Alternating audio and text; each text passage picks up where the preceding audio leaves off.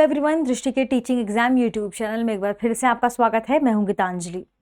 जैसा कि आप सभी जानते हैं कि हम भूगोल की एक खास सीरीज पर चर्चा कर रहे हैं, जिसमें हम नेट जेआरएफ के सिलेबस के आधार पर भूगोल के पाठ्यक्रम के अंतर्गत वे कौन से खास टॉपिक हैं जो आपकी तैयारी के लिहाज से महत्वपूर्ण हो सकते हैं, या वे कौन से खास टॉपिक हैं जिनके बारे में आपको जानना जरूरी है एग्जाम देने से पहले, उन टॉपिक्स पर यहाँ हम चर्चा करते हैं। और इन टॉपिक्स की चर्चा हम कर रहे हैं किसके अंतर्गत? ज्योग्राफी की ही एक खास सीरीज के अंतर्गत, जिसका नाम है ज्योग्राफी कंसेप्ट टॉक। तो ज्योग्राफी कंसेप्ट टॉक का बेसिकली पर्पस क्या है? इसका पर्पस यही है कि आपके पाठ्यक्रम में जो 10 यूनिट शामिल है, उस 10 यूनिट में कौन से इंपॉर्टेंट टॉपिक हैं, और वे इंपॉर्टेंट टॉपिक आपके यदि एग्जाम में पूछे जाते हैं तो आप उन प्रश्नों को डील कर पाए, उन्हें आसानी से हल कर पाए। ठीक है, तो आज के टॉपिक में हम किस खास टॉपिक के बारे में चर्चा करने वाले हैं, या आज की वीडियो में हम पाठ्यक्रम के अंतर्गत की ही किसी खास टॉपिक के बारे में चर्चा करेंगे? जी हाँ, आज हम चर्चा करने वाले हैं ज्वालामुखी के बारे में ही। ज्वालामुखी से संबंधित एक वीडियो हमने इससे पहले तैयार की है, जिसमें हमने ज्वालामुखीयता पर चर्चा की थी, ज्वालामुखी प्रक्रिया पर चर्चा की थी, और साथ में जाना था ज्वालामुखी के संदर्भ में कुछ खास चीजों को।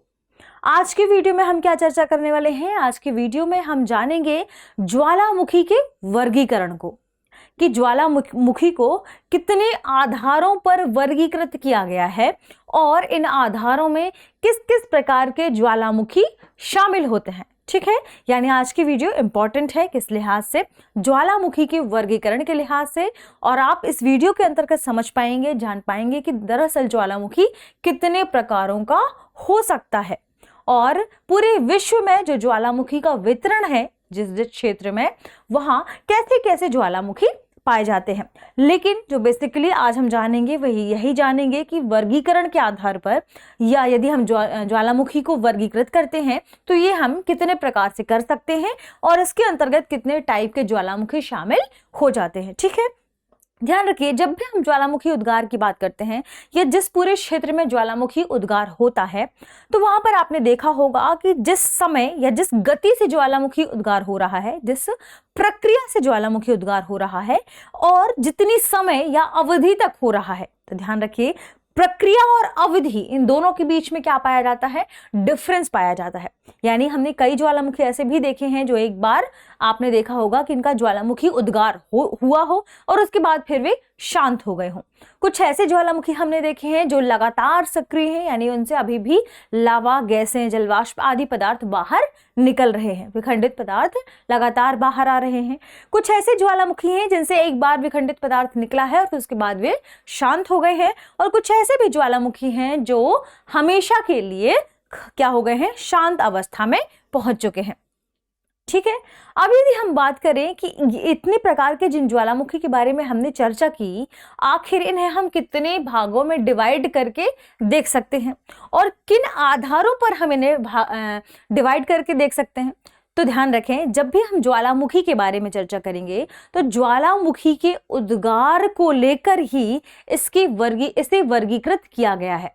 यानी ज्वालामुखी उद्गार की प्रक्रिया क्या रही है, किस आधार पर या कितनी दर से ज्वालामुखी उद्गार हुआ है, इस प्रक्रिया के आधार पर, और ज्वालामुखी की समयावधि के आधार पर यहां ज्वालामुखी को वर्गीकृत किया जाता है।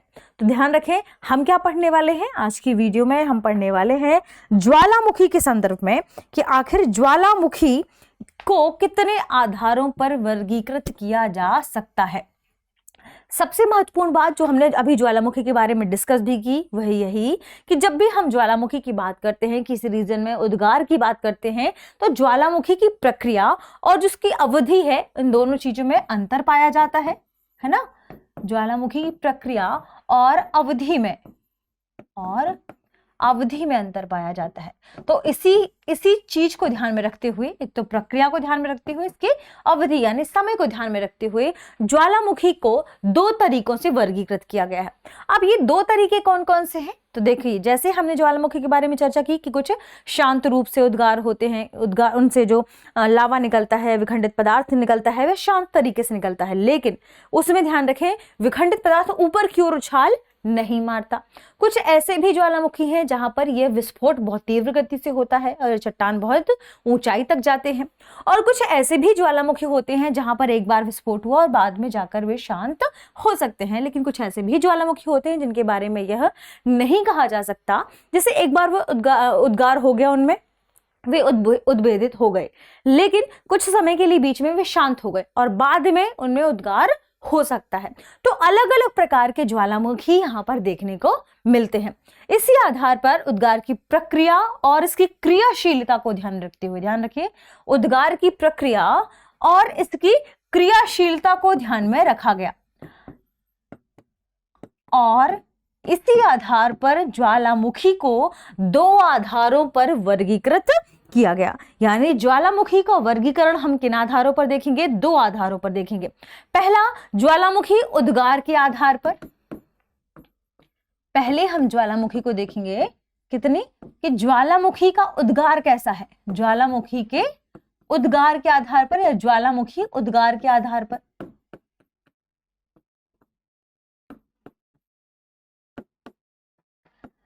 इसे क्यों शामिल किया गया? क्योंकि अभी हमने चर्चा किया ना कि कुछ ज्वालामुखी बहुत तेजी से ऊपर की ओर जाते हैं, यानी उनका उद्गार कैसा है, तेज है, शांत है, किस प्रकार का है।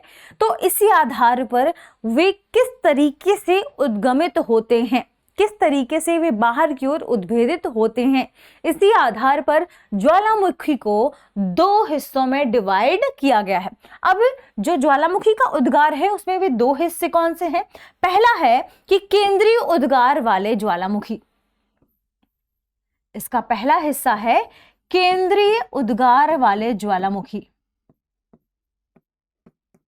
केंद्रीय उद्गार वाले ज्वालामुखी। और दूसरा हिस्सा कौन सा है, या दूसरे ज्वालामुखी कौन से हैं उद्गार के अंतर्गत ही? तो ध्यान रखिएगा, दरारी ज्वालामुखी, या वे ज्वालामुखी जो दरार के माध्यम से ऊपर की ओर आते हैं, जिनसे लावा पदार्थ क्या होता है, दरार के माध्यम से ऊपर की ओर आता है। तो इन्हें क्या कहते हैं? दरारी उद्गार वाले ज्वालामुखी, दरारी उद्गार वाले ज्वालामुखी।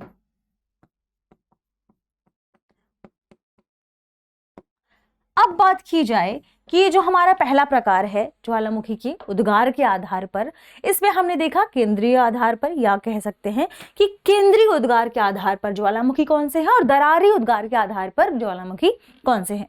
केंद्रीय आधार पर भी ध्यान रखिएगा, ज्वालामुखी कई प्रकार के होते हैं, जिनमें सबसे महत्वपूर्ण या हम कहें सबसे इंपॉर्टेंट कौन कौन से हैं और केंद्रीय उद्गार ज्वालामुखी क्या होता है। तो सबसे पहले इंपॉर्टेंट बात कि केंद्रीय उद्गार वाले ज्वालामुखी आखिर होते क्या हैं। तो देखिए, हमने मान लीजिए चर्चा की कि यह पृथ्वी की ऊपर का हिस्सा है जिसे हम भूपर्वती कहते हैं, ठीक है। हमने ज्वालामुखी के बारे में हमारी पिछली वीडियो में देखा था कि ज्वालामुखी में क्या होता है, जो तृप्त मैग्मा है पृथ्वी के आंतरिक परतों में,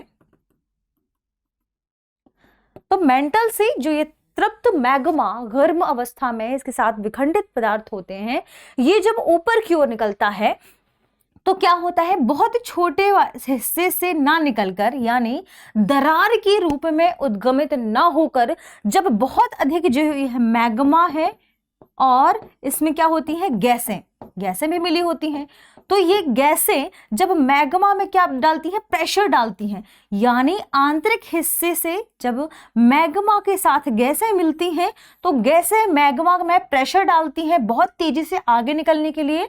तो पृथ्वी पर वह हिस्सा जहां पर क्या हो, जहां का टुकड़ा या जहां का हिस्सा क्या हो, कमजोर हो, तो पृथ्वी की ऊपरी सतह का वह हिस्सा जो कमजोर होता है, मान लीजिए कि यह यहां से नहीं यहां से कमजोर है, तो ये बहुत तेजी से निकलने वाला जो मैग्मा है जिसमें प्रेशर दे रही हैं गैसें, यह यहां से बहुत तेजी से बाहर की ओर निकल जाएगा। और इस तरीके से जिस प्रकार के ज्वालामुखी का उद्गार होता है उन्हें केंद्रीय उद्गार वाले ज्वालामुखी कहते हैं। तो ध्यान रखिएगा, इसके अंतर्गत कौन सी या किस प्रकार के ज्वालामुखी शामिल होते हैं, यानी इसमें एक क्या होती है, एक पतली सी नली नुमा संरचना होती है और इस नलीनुमा संरचना से ही यह पदार्थ बहुत तेजी से विस्फोट के साथ, बहुत तेजी से आवाज के साथ पृथ्वी की ऊपरी सतह पर बाहर की ओर निकलता है। तो ध्यान रखिएगा हमने क्या चीजें शामिल की इसके अंतर्गत कि जब मैग्मा में गैसों की मात्रा बहुत अधिक हो जाती है तो ये गैसें क्या करती हैं, पृथ्वी के आंतरिक भाग से इस मैग्मा को बाहर निकालने के लिए दबाव डालती है, बहुत अधिक प्रेशर डालती हैं। ये गैसें तेजी से भूपटल की ओर आने की कोशिश करती हैं और मैग्मा पर क्या करती हैं, इसे मैग्मा को धक्का मारती हैं या इस पर धक्का लगाती हैं। ठीक है, और इससे क्या होता है कि जो मैग्मा है वह ऊपर उठने की कोशिश करता है और जैसे ही यह ऊपर उठता है तो पृथ्वी पर या भूपटल का वह हिस्सा जो क्या हो, कमजोर हो या भंगुर हो, उस हिस्से से, उस छोटे से हिस्से से क्या होता है, उस छोटे से हिस्से से ये जो भयंकर गैस है और भयंकर आपने देखा लावा है, ये बहुत तेजी से आवाज करता हुआ ऊपर की ओर बाहर पृथ्वी के बाहर निकल आता है, भूपर्पट्टी के ऊपरी हिस्से से बाहर की ओर आ जाता है और क्या होता है, धरातल पर प्रकट हो जाता है, धरातल पर प्रकट हो जाता है। ध्यान रखिएगा। तो अब यदि आपको शब्द लिखने हो तब आप क्या लिखेंगे, धरातल पर प्रकट हो जाता है। तो जो भी हिस्सा कमजोर या भंगुर है उससे वह मैग्मा नली के रूप में बाहर धरातल पर क्या हो जाता है, प्रकट हो जाता है। और यह क्या होता है, बहुत तीव्रता से इसमें गैसें निकलती हैं क्योंकि ये गैसें वैसे भी यहाँ पर धक्का लगा रही थी मैग्मा को, तो ये बहुत तेजी से जब ऊपर की ओर निकलता है तो बहुत विस्फोट होती है और आवाज इसमें निकलकर आती है। और इसमें जो विखंडित पदार्थ है ऊपर की ओर, जो अभी आपने देखा कि बहुत तेजी से बढ़ा, यह छोटे छोटे चट्टानों के टुकड़े के रूप में फिर नीचे आकर जम जाती है और ये जमने के बाद एक शंकुनुमा आकृति बनाते हैं। ठीक है, तो यही जो पदार्थ नीचे की ओर आया, यह पदार्थ बाद में क्या करता है, ठंडा होकर, यह मैग्मा ठंडा होकर शंकुनुमा आकृति का निर्माण करता है। ठीक है, और इसे जो पदार्थ नीचे की ओर आ रहा है इसे चट्टानी वर्षा के तौर पर भी जाना जाता है। तो ध्यान रखिएगा, जो लावा क्या है, बहुत अधिक ऊंचाई पर गया वो वापस भी लौट कर आता है और जब ये टुकड़ों के रूप में वापस लौट कर आता है तो इसे चट्टानी वर्षा के तौर पर जाना जाता है। और ये इंपॉर्टेंट है, इसे आप ध्यान रखिएगा। ठीक है, क्योंकि इसके बारे में आपको जानकारी होनी चाहिए। अब ये तो हमने देखा किसके बारे में, ये हमने देखा केंद्रीय उद्गार वाले ज्वालामुखी के बारे में। ठीक है, केंद्रीय उद्गार वाले ज्वालामुखी की यदि बात करें कि यह कितने प्रकार का होता है तो यह भी इंपॉर्टेंट है जानना। तो ध्यान रखिएगा, केंद्रीय उद्गार वाले ज्वालामुखी, केंद्रीय उद्गार वाले ज्वालामुखी।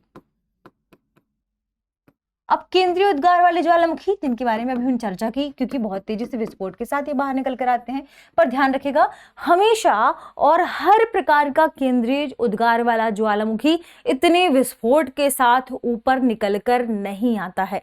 धरातल पर वह बहुत अधिक विस्फोट के साथ प्रकट नहीं होता है। कुछ ही इसमें जो ज्वालामुखी हैं जो धरातल पर इतनी तीव्र विस्फोट और आवाज के साथ प्रकट होते हैं। अब बात करें कि केंद्रीय उद्गार वाले जो ज्वालामुखी हैं वे कितने प्रकार के होते हैं, तो आप इन्हें भी नोट कर लीजिएगा क्योंकि ये सभी ज्वालामुखी इंपॉर्टेंट है। हो सकता है कभी एग्जाम में पूछा जा सके या हो सकता है कि सही जोड़ी मिलाने को आ जाए कि निम्नलिखित में से कौन सा ज्वालामुखी, किस प्रकार का ज्वालामुखी कहाँ पाया जाता है। केंद्रीय उद्गार वाले ज्वालामुखी के ध्यान रखिएगा 5 प्रकार के ज्वालामुखी हैं ये, जो केंद्रीय उद्गार वाले ज्वालामुखी के अंतर्गत शामिल होते हैं, जिसमें सबसे पहला प्रकार है हवाई प्रकार वाले ज्वालामुखी या हवाईयन वोल्केनो। ध्यान रखिएगा, इन्हें हवाईयन वोल्केनो के नाम से भी जाना जाता है। इन्हें या तो आप क्या कह सकते हैं, हवाईयन प्रकार वाले ज्वालामुखी। ठीक है, अब यदि बात करें कि इसमें दूसरा प्रकार कौन सा है, देखिए ये इंपॉर्टेंट है कि किस लोकेशन में ये ज्वालामुखी पाए जाते हैं। इन लोकेशन के आधार पर इन ज्वालामुखी का नामकरण किया गया है। ठीक है, अब बात करें कि दूसरा क्या है, तो इसे कहते हैं स्ट्राम्बोलियन प्रकार का ज्वालामुखी। स्ट्राम्बोलियन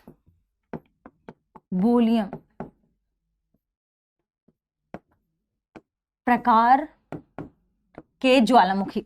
तो ये ज्वालामुखी भी ध्यान रखें, लोकेशन के आधार पर वहां पर किस प्रकार के या कौन सा ज्वालामुखी पाया जाता है, इसी आधार पर इसका नामकरण भी किया गया है। तीसरे ज्वालामुखी की बात करें तो उसका नाम है वल्केनियन प्रकार का ज्वालामुखी। ध्यान रखें, वल्केनियन प्रकार का ज्वालामुखी, और यह एक प्रकार का ज्वालामुखी का नाम है जिसका नाम है वल्केनी, या आप उसे वल्केनियन भी कह सकते हैं। लेकिन इसी वोल्केनो ज्वालामुखी, इसका नाम जो वोल्केनो ज्वालामुखी है उसी के नाम पर इसे वल्केनियन प्रकार कहा गया है। ठीक है, तो जो केंद्रीय उद्गार वाले ज्वालामुखी है उसमें हवाईयन प्रकार का ज्वालामुखी, स्ट्राम्बोलियन प्रकार का ज्वालामुखी, वल्केनियन प्रकार का ज्वालामुखी, पीलियन प्रकार का ज्वालामुखी, विसुवियस प्रकार का ज्वालामुखी, यानी ये कितने प्रकार के ज्वालामुखी पाए जाते हैं? 5 प्रकार के ज्वालामुखी पाए जाते हैं। और इनके नाम भी आपको ध्यान रखना है क्योंकि हो सकता है कि आपसे पूछ लिया जाए। यानी केंद्रीय उद्गार के आधार पर कितने प्रकार के ज्वालामुखी है हमारे पास? 5 प्रकार के। आपको इनके नाम और इसके एग्जाम्पल के तौर पर कौन से ज्वालामुखी है ये ध्यान रखना है। और 5वां है विसुवियस। विसुवियस प्रकार के ज्वालामुखी। अब ये ज्वालामुखी आखिर हैं किस टाइप के, या इनका जो नामकरण किया गया है ये नामकरण किस आधार पर किया गया है? यानी यदि हम पूछें या कोई आपसे सवाल पूछे कि जो हवाई प्रकार का ज्वालामुखी है उसे आपने किस आधार पर कहा है कि यह हवाई प्रकार का ज्वालामुखी है, तो ध्यान रखें हवाईयन प्रकार के ज्वालामुखी या हवाई प्रकार के ज्वालामुखी हवाई द्वीप में पाए जाते हैं, इस वजह से इनका नाम है हवाईयन ज्वालामुखी। ठीक है, तो ध्यान रखिएगा इसी आधार पर इनका नाम क्या रखा गया है? हवाईयन ज्वालामुखी। हवाईयन ज्वालामुखी की खास बात यह भी है कि इसमें जो लावा का उद्गार होता है ऊपर की ओर वह है बहुत तीव्र गति से नहीं होता है, यानी शांत अवस्था में इसमें लावा ऊपर की ओर निकलकर पतली परत के रूप में कहाँ फैल जाता है? पतली परत के रूप में भूपटल पर फैल जाता है। यानी जैसे ये मैग्मा ऊपर निकलता है यह पतली परत के रूप में ऐसे भूपटल पर फैल जाता है। ठीक है, तो यहां पर उद्गार कैसा होता है? उद्गार शांत होता है। ठीक, और इससे जो निकलने वाला लावा है वह कैसा होता है? वह पतला होता है। लावा कैसा होता है? पतला होता है। और यह लावा ऊपर की ओर निकलकर भूपटपट्टी पर पतली परत के रूप में चादरनुमा आकृति के रूप में क्या होता है? फैल जाता है। ठीक है, और ये क्या है इसके बारे में खास बात और ध्यान रखिएगा, जो लावा यह फैलता है चूंकि बहुत पतला है, तरल अवस्था में है, तो यह काफी दूरी तक फैलने की क्या रखता है? इनकी इसकी प्रवृत्ति है कि यह काफी दूरी तक फैल सकता है। इसके एग्जाम्पल के तौर पर हमने बात की कि कहाँ पाया जाता है? यह हवाई द्वीप पर पाया जाता है। इस वजह से इस प्रकार के ज्वालामुखियों को हवाई प्रकार के ज्वालामुखी कहा जाता है। अब बात करते हैं स्ट्राम्बोलियन प्रकार के ज्वालामुखी के संदर्भ में। तो ध्यान रखिएगा कि ये भी चूंकि केंद्रीय उद्गार वाले ज्वालामुखी के अंतर्गत शामिल किया गया है, और इसकी खास बात क्या है कि यह कहां पर? एक सिसिली द्वीप है। आपने सिसिली द्वीप के बारे में तो सुना ही होगा। तो यह है सिसिली द्वीप के उत्तरी क्षेत्र में एक ज्वालामुखी है जिसका नाम है स्ट्राम्बोलिन। तो जो स्ट्राम्बोली ज्वालामुखी है उसी के नाम के आधार पर इससे क्या नाम दिया गया है? स्ट्राम्बोलियन प्रकार के ज्वालामुखी नाम दिया गया है। तो ध्यान रखें जो स्ट्राम्बोलिन प्रकार का ज्वालामुखी है इसमें भी जो लावा पृथ्वी की परत पर निकलकर बाहर ऊपर की ओर आता है, यह लावा भी क्या होता है? पतला होता है, लेकिन किसकी तुलना में तरल? ध्यान रखिएगा कम तरल होता है। हवाई प्रकार के जो ज्वालामुखी है उनकी तुलना में थोड़ा सा कम तरल होता है। इसमें जो लावा पाया जाता है, जो मैग्मा ऊपर की ओर आता है पृथ्वी के भूपटल पर या धरातल की ओर जो बाहर की ओर निकलता है, वह भी क्या होता है? तरल अवस्था में पाया जाता है, लेकिन हवाई प्रकार के ज्वालामुखी से कम तरल अवस्था में पाया जाता है। इस बारे में आप खास तौर से ध्यान रखिएगा। अब चूंकि हमने देखा कि यहाँ पर जो लावा बाहर की ओर निकला है वह शांत रूप से निकला है, लेकिन जो स्ट्राम्बोलिन प्रकार के ज्वालामुखी है इसमें लावा थोड़े से विस्फोट के साथ बाहर निकलता है। ध्यान रखें क्यों? क्योंकि यहाँ पर जो गैसें हैं किसमें? मैग्मा के साथ, वह बहुत कम है। इनमें जो तीव्रता है गैसों की वह कम है, और जब गैसों की तीव्रता कम होती है तो वह मैग्मा को बहुत अधिक प्रेशर नहीं देता बाहर निकलने के लिए। अब यहाँ पर क्या हो गया? यहाँ पर गैसें थोड़ी सी अपनी गति अवस्था में है, आप कह सकते हैं थोड़ी सी तीव्र हैं। तो यहाँ पर गैसें लावा के साथ ऊपर तीव्र गति से निकलती हैं, लेकिन बहुत अधिक तीव्र विस्फोट नहीं होता है, यानी थोड़ा सा कम विस्फोट के साथ ये बाहर निकलती हैं। हवाईन प्रकार की ज्वालामुखी, और इसमें क्या अंतर है, यहाँ से जो मैग्मा बाहर निकला यह लावा कहलाया, लावा चारों तरफ फैल गया और फैलने के बाद फिर इससे गैसें अलग होती हैं, ठीक है। और यहाँ पर क्या है, जो स्ट्रोम्बोलियन है उसमें गैसें तीव्रता से इस पूरे लावा को बाहर निकालने की कोशिश करती है, मैग्मा को बाहर निकालने की कोशिश करती है, इसलिए क्या होता है, थोड़ा सा विस्फोट के साथ ज्वालामुखी ऊपर की ओर आता है, ठीक है। ये तो था स्ट्रोम्बोलियन प्रकार का ज्वालामुखी। अब इंपॉर्टेंट बात कि जो इसका अगला प्रकार है वह है वल्केनियन प्रकार के ज्वालामुखी के बारे में। तो वल्केनियन प्रकार के बारे में भी ध्यान रखिएगा। सिसिली द्वीप के जो स्ट्रोम्बोलियन है उसी के पास एक वल्केनो नामक ज्वालामुखी है। तो उस वल्केनो नामक ज्वालामुखी के नाम के आधार पर इसका नाम क्या है, वल्केनियन प्रकार का ज्वालामुखी। अब इसके बारे में खास बात ध्यान रखिएगा कि यह जो पृथ्वी की परत है, ठीक है, इसमें मैग्मा का उद्गार छोटे छोटे छिद्रों में, यहां पर मैग्मा ऐसे अंदर समाहित हो जाता है, ठीक है।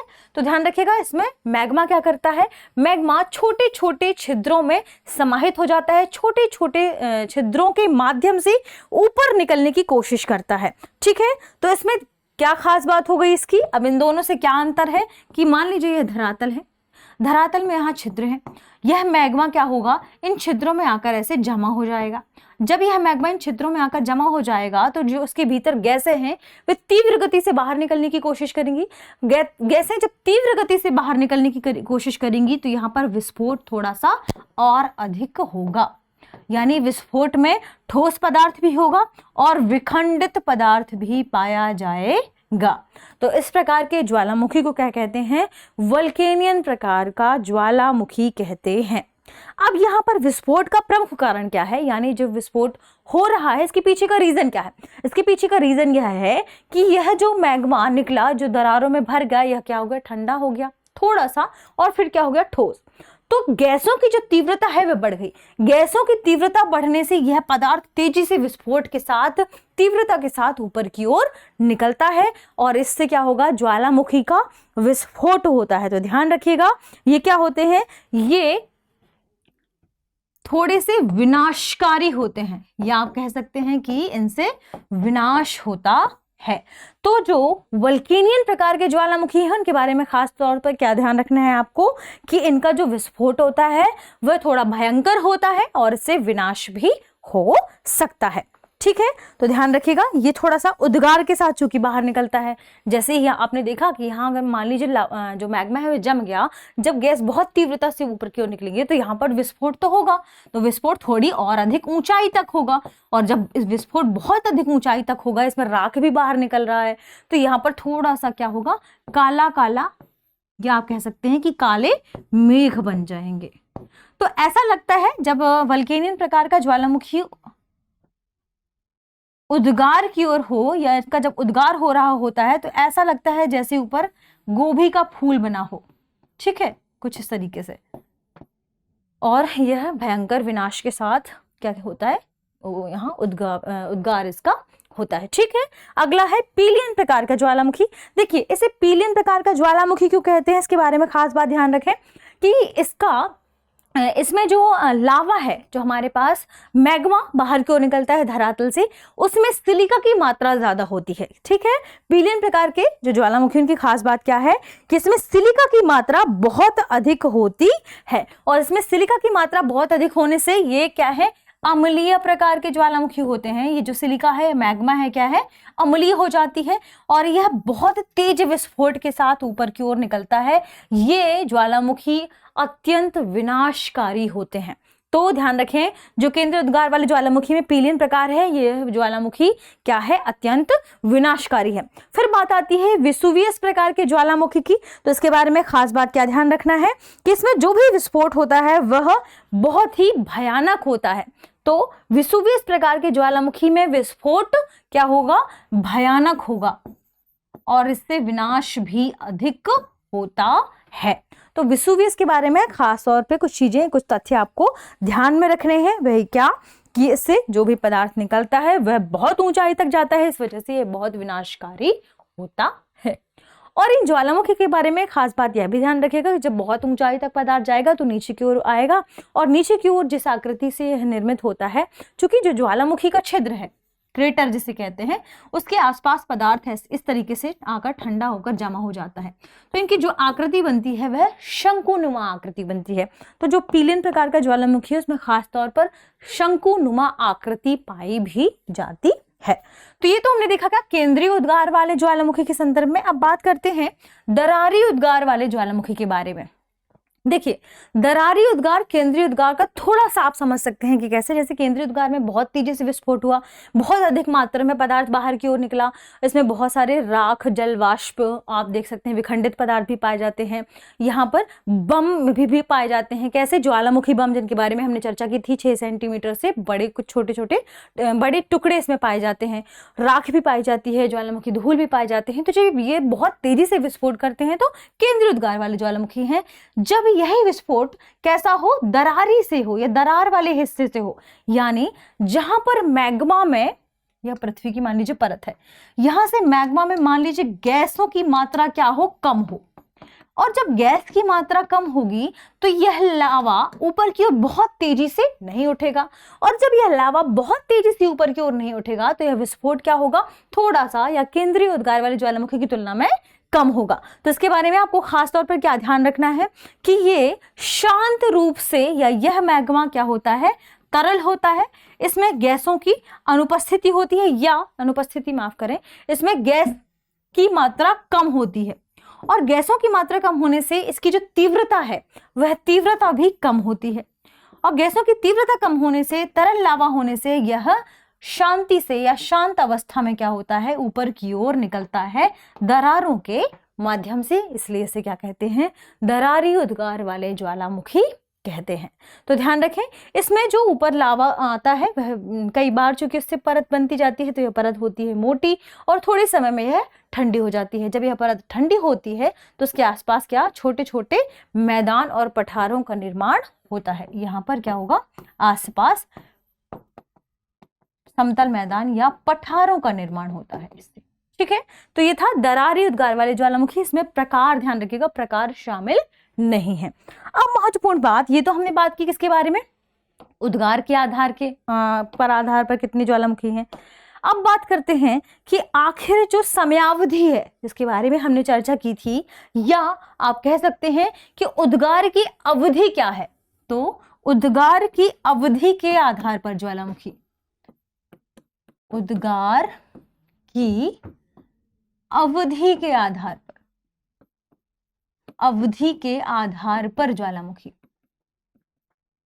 अब उद्गार की अवधि यानी इसकी अवधि क्या रही है, कितने समय में इसका उद्गार हुआ है, और उसके बाद कितने समय के बाद अन्य उद्गार देखने को मिले हैं इसके तहत।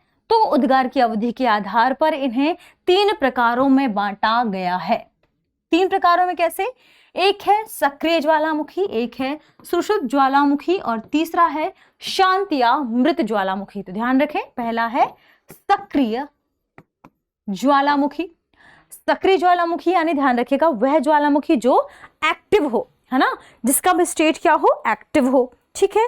दूसरा है सुषुप्त ज्वालामुखी, या जिसे क्या कहते हैं? डोरमेंट। ध्यान रखिएगा, सुषुप्त ज्वालामुखी या जिसे कहते हैं डोरमेंट ज्वालामुखी। ठीक, तो 2 प्रकार हो गए, सक्रिय, सुषुप्त, और तीसरा प्रकार है इसका क्या? मृत या शांत ज्वालामुखी, जिन्हें हम कहते हैं एक्सटिंक्ट।